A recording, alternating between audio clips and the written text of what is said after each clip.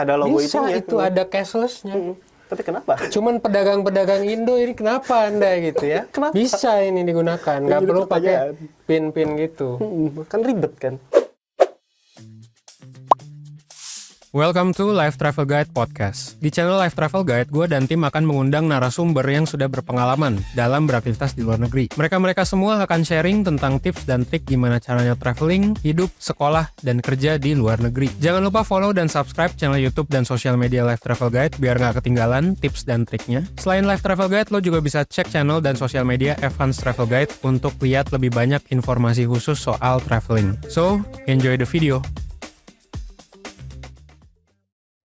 Cara tukar uang praktis di Kuala Lumpur. Sebenarnya bukan tukar uang. Wah, tukar uang berarti ya. Kayak transaksi ya. Cara ngambil uang sih. Cara ngambil ringgit. Ngambil uang sih. Cara ngambil ringgit kita rekomendasikan pakai ini sih. Udah Iya, jelas. Udah pasti. Pakai ini aja udah pakai Blue. Terus yang ada Mastercard-nya, yang ada ininya. Nah, udah pasti ada ininya sih, maksudnya udah pasti ada dua-duanya. Tapi pokoknya pakai ini aja. Soalnya ya udah tinggal ke ATM gitu. Kalau ada yang bilang money changer lebih murah bang gitu, gua sekali lagi, lu kalau ke money changer lu harus pakai ongkos gitu kalau ada di Indonesia gitu kan. Terus lu ngantri lagi sama yang lain yang pakai money changer juga. Sama aja. Kadang-kadang ibu-ibu yang nyelak gitu kan. Awas. Nggak gitu kayaknya. Move. Kan ngantrinya begitu tuh, barbar gitu. Beda dengan ngantri ATM gitu. Ngantri ATM kan Ya udah. kalau ada ngantri atau paling tinggal ke ATM lain kan banyak gitu. ATM yang ada Mastercard-nya gitu loh. Jadi kayak meskipun lebih mahal 10-20 ribu, lebih worth it. Asal ngambilnya, ini tips ya, ngambilnya jangan berulang kali. Soalnya kan tiap kali nyolok ada charge. Iya. Bukan tiap nyolok sih, tiap Masukin. tiap ngeluarin duit kan ada charge-nya tuh. Sekitar 20 sampai 50-an lah. Tergantung ATM-nya di mana. Jadi kalau ngambil sekaligus 1 juta, jadi kayak kerasa gitu worth it-nya. Dan ya udah sih, daripada lu pusing-pusing nyari money changer, atau misalkan kan kalau misalkan di bandara tuh kan makin gede juga tuh Makin potongan. gede.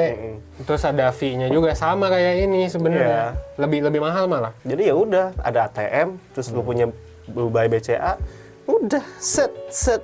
Iya.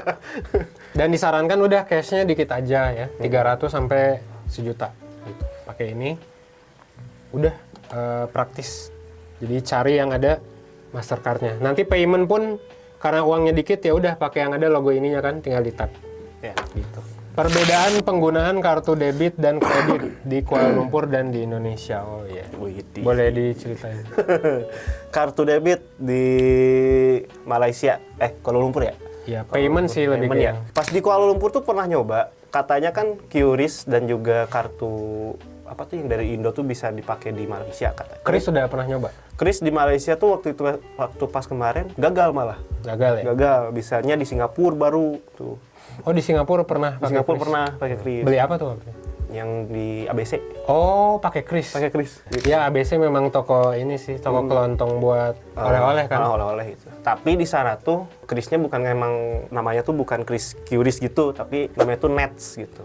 Oh, pakai Nets nyambung berarti? Nyambung pakai Oh, Nets. keren sih. Gitu. Nah, kalau pakai debit tuh karena memang kemarin kan pakainya Blue Buy.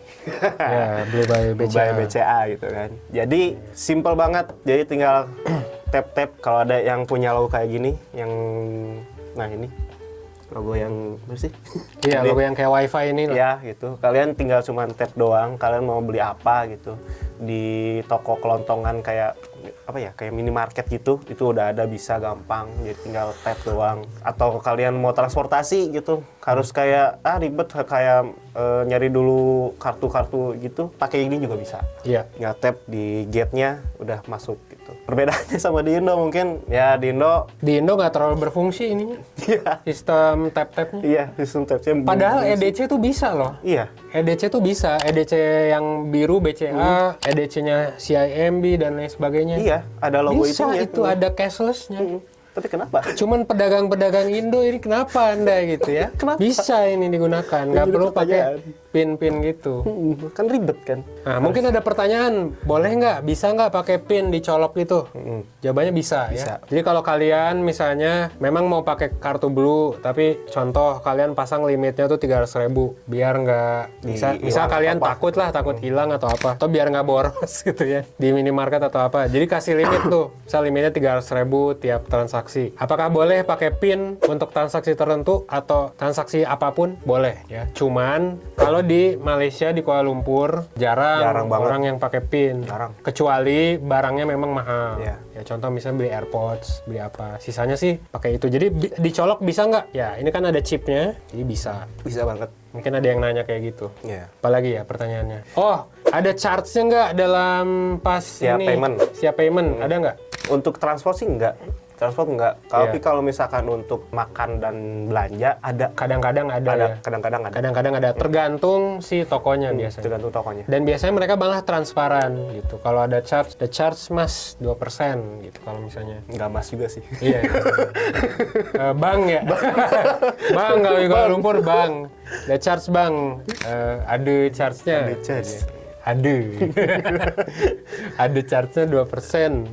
Nah, itu 2% deh biasanya Iya, mereka 2%. bilangnya. Bahasa Inggris campur. Nah, itu ya ada berarti. Tetap ada sih. Tapi sebenarnya ya udahlah gitu. Paling kan kita pakai ini cuma buat belanja-belanja gitu. Iya. Kalau 2%, 1% sih nggak akan kerasa kalaupun ada ya. Gua nggak tahu sih ininya gimana syarat ketentuannya. Tapi yang pernah gua pakai pas gua lihat nggak ada charge-nya sih. Paling dikonversi aja sesuai dengan rate yang berlaku ya. Jadi kayak misalnya kalau rate-nya lagi 3.300 misalnya, berarti tinggal dikali 3.300 gitu. Iya. Terus kartu kredit. Kayaknya kalau misalnya di luar negeri atau Kuala Lumpur, kartu kredit itu bisa dipakai di mana aja kali ya.